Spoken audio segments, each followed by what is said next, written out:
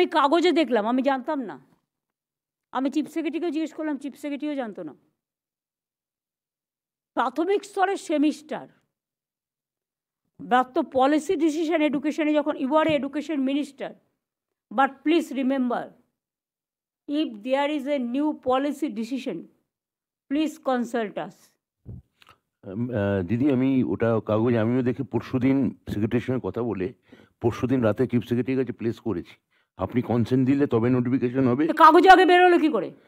Press conference করে আমি কোনো কথা শুনতে চাই না, পাবলিক তো জেনে গেল আগে। যা মেসেজ যাওয়ার চলে গেছে, ওটা হবে না। ঠিক আছে দিদি।